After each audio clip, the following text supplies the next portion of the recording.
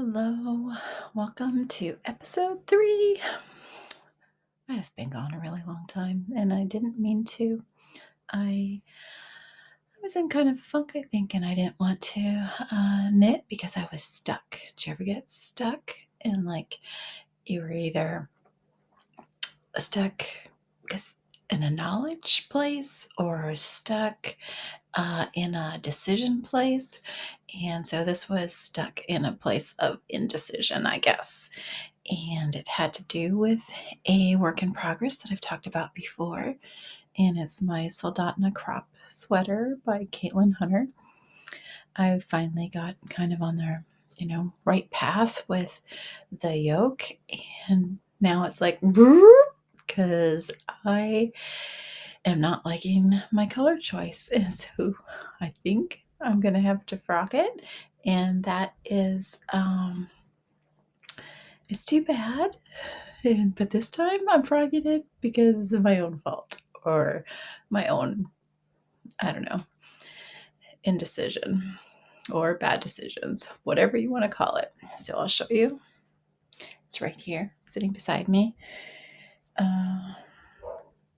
And I'm dropping stitches. We'll just have to kind of catch those.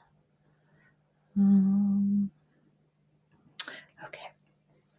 All right.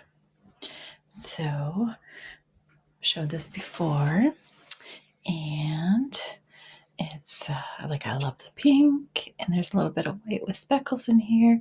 Then there's a highlighter yellow. It's kind of blowing out on here, but there really is some contrast there. And then this purple, which is kind of okay. And then this green. I am not liking this green so much. And I maybe could have lived with that in the vertical, but I don't like it for some reason in the horizontal. And then you get to this teal blue section, and if I make a black and white photograph of this, you cannot really see any contrast between those two colors. So it was not a good color choice on my part. I love the teal blue, and the green, I think the green's just got to go. And I'm not even 100% keen on the purple. I think the purple and green, it just kind of has this like dirty look to it to me. And I'm not really sure about it. So, yeah, so I'm probably going to frog it all the way back right up to this part right here. And I may or may not leave that purple in there. I'm going to have to decide. I'll probably have to do a little swatch and make sure I like my color orders for my next go around at this. And if anybody's interested in seeing the inside, there's my float work. I left some of them kind of long. I think the longest one might be 5 stitches maybe. So yeah, that's the inside. Okay. So the saga continues, right? So because I was stuck on this, I didn't move on to anything else. And then I actually, before I got totally stuck, I started another sweater that was supposed to be kind of like my work on something hard and then work on something fun and easy. And so ironically, I finished that sweater like in just about 7 or 8 days. And don't be like, oh my god, is that all she has to do is knit? But it's knit on rather large needles. It's the Lento in the Lina magazine. And so here it is. I got a little carried away though. I totally forgot to decrease the arms, and so the arms are big. They're not bell shaped because I did add some shaping and decreases towards the cuff, but the cuffs are not like scrunched in like a little sweater normally has little tiny cuffs. But I do like it, and so the yarn is this fingering weight yarn from Fiber MacGyver, and the color is called Key West. And then I held it also with Lane Yarns brushed Surrey in kind of a teal color. And so it's got this kind of lovely soft fuzzy halo, and it's not too terribly warm. I can wear this in the office.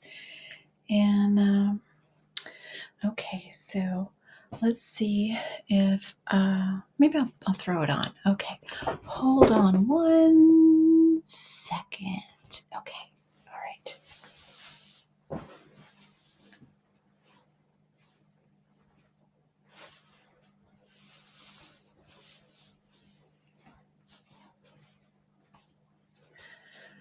Okay, all right. So there it is. Loose sleeves and all, but it's kind of cute. It's kind of retro looking. All right, so I will probably have to take that off again because everybody's home and the heat in the house is cranked up because I'm the only one that dresses for winter. Okay, and I guess I will go ahead and throw on my other finished product, and then I'll get back to my next whip in just a minute, since we already went down this rabbit hole. Okay.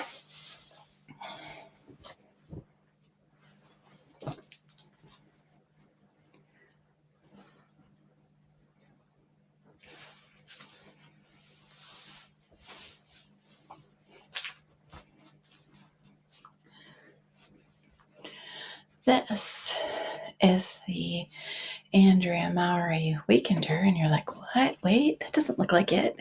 So it's knit on a Lamb and Kid Big Birdie. So it's taking a, gosh, what yarn does it call for? Maybe a DK weight. Let's look real quick. That's the pattern, right? The Weekender. Okay. Oh, worsted weight. Okay, so it's taking a worsted weight pattern and knitting it on this kind of Aran, or I think this is a bulky, to be honest. So this is the size 1, and it's gonna split hem, and you know, I put it on backwards for you. So oh, the joys of, I can't even say getting dressed in the dark. All right. Well, anyway, it's got the same detail on the front and back. This, I can't show it. This center knit stitch, and the rest of this is reverse stockinette. And you knit the sweater inside out so that you're not doing all these purls in one knit stitch. So this is like a big cozy sweatshirt that I can throw on and leave the house without throwing on a coat. So it's been quite nice this winter. And I'm going to take that off too.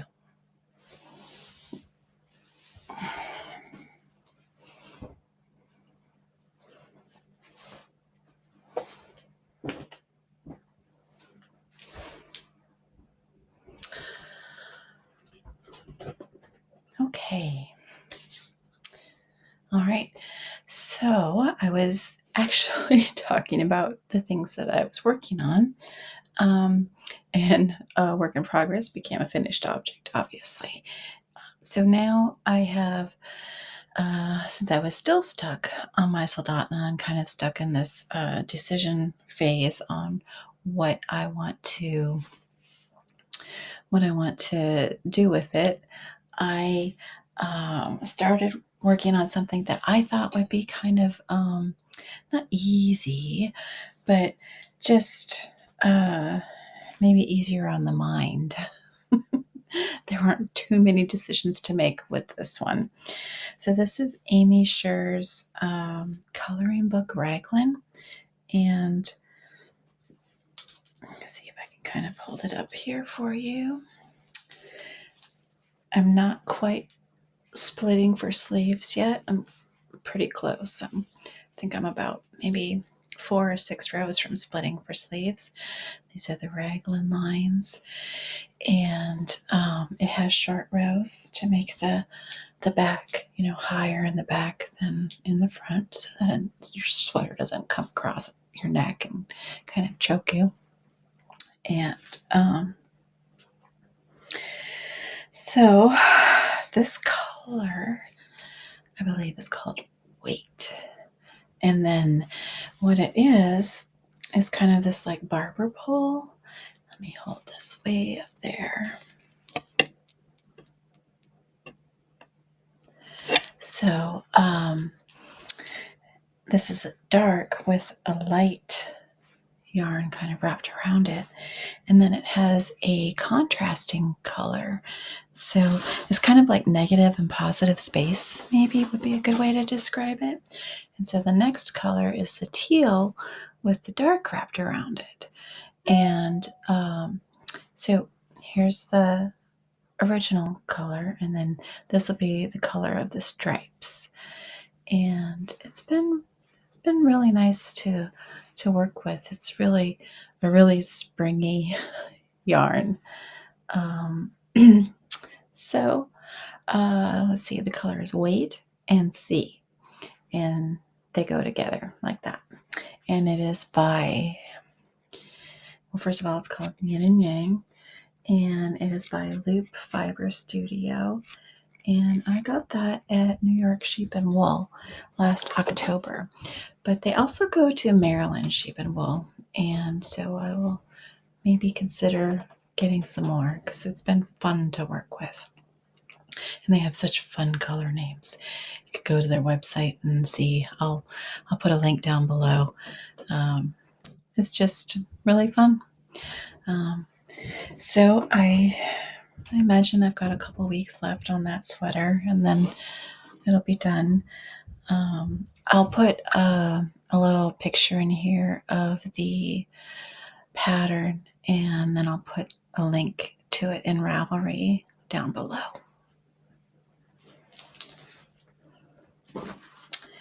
Those are my only two works in progress. I think I need to start a pair of socks or something, so that I have kind of always a go-to kind of thing. Right now, those are the Soldotna, which is, I don't know how much of a whip it is if I'm going to frog it. So that, and the coloring book Raglan. I should mention one thing about that pattern, the coloring book Raglan. So it has a couple options for a full-length sweater or a crop-length sweater, and then options for solid versus striped. And the pattern is really nicely laid out. And she even says, like, if you read the pattern before you print it, if you're doing this version, then don't print pages 9 and 10. If you're doing this version, do print pages 9 and 10, but not 11. So it's a really thoughtful pattern, and I like that. I'm kind of a pattern snob, and I don't like when I have to do a lot of work as a consumer after I purchased something. It's kind of like, putting together IKEA furniture. Maybe not quite that difficult, or maybe even worse. I don't know. So I do like that pattern, and I'll probably have to take a closer look at a lot of her other patterns if they're all written that way. Okay, so for my Soldotna, the other part of that I was stuck about, besides not liking the green color that was in it, was I didn't have enough of any one color to make the main portion of the body. And so I bought some yarn. It's from Pancake and Lulu, and I think it'll go with my sweater, my neon sweater, just fine. This color is called Pop at Nothing, and it's applied DK weight. So that's for my Soldotna. And maybe this new yarn will bring some life into my desire to finish the Soldotna. So there's that. And also what came shortly after Christmas, I had bought a pink Christmas box from Botanical Yarns. They're in the UK, and I saw them at New York Sheep and Wool, one of the festivals prior to the actual Sheep and Wool.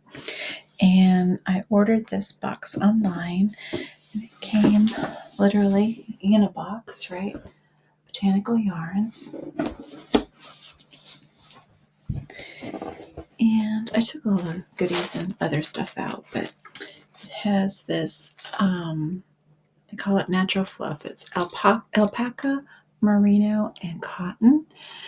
And it is 400 meters. So there's 2 of those. So 800 meters. So I might have to knit a little swatch to see how that knits up before I decide what it's going to become. And then it also had this skein, really lovely, speckled, kind of pinkish base. And then some minis, because, I think those look like a really lovely pair of socks, if you ask me. And they are superwash merino and 25% nylon, so they will make a good pair of socks. And there was also a little pin in here and some little trinkets, ornament. I don't really know what this is. It's just a little house.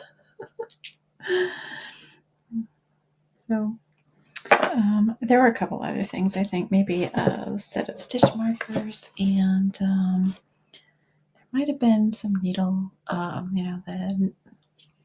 what are they called?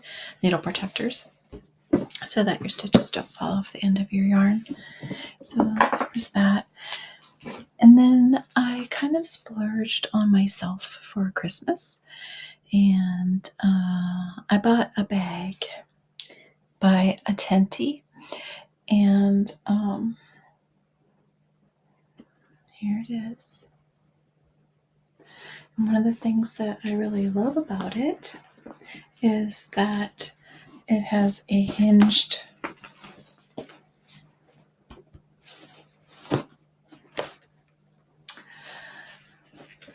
opening, and like the old-fashioned carpet bags.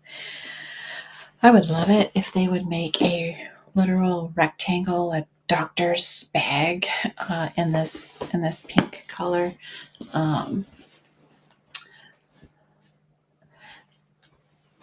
Leslie from A Friend to Knit With, she has a carpet bag that she has her knitting in, and the company that made it no longer makes them. It'd be really awesome if a Tenty could see that video and then make a lot of consumers happy, because we have all been scouring the internet trying to find something as lovely, functional, and just totally useful. So that's what I splurged on for myself. You might have noticed I got some new glasses. I'm still trying to get used to them. They have a different kind of lens in it, and there's not a lot of distance, so I use multifocal lenses. And so trying to get used to them. Hopefully they look okay. I don't know. Well, I do not have a lot to say. I did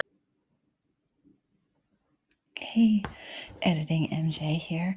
I forgot to mention the fiber festival that I went to in Maryland. It was at Ocean City, Maryland, and it's called DelMarVa. And I went there with 7 knitting friends, and we stayed at an Airbnb. The fiber festival was Friday, Saturday, and Sunday, and we ate some good food, and it was a lovely time. The festival is kind of small, but there were a couple, big name vendors there. And so if staying at the oceanfront in the wintertime is your thing, that might be something you want to check out next year. We had, some knitting time and socializing and good food and some wine, and yeah, was all good. So thanks. back to the show. So I can be found on Instagram as @FlockingWithEwe, and here, of course, Flocking with You. And I hope to see you real soon. Thanks. Give me a like if you like. Take care. Happy knitting.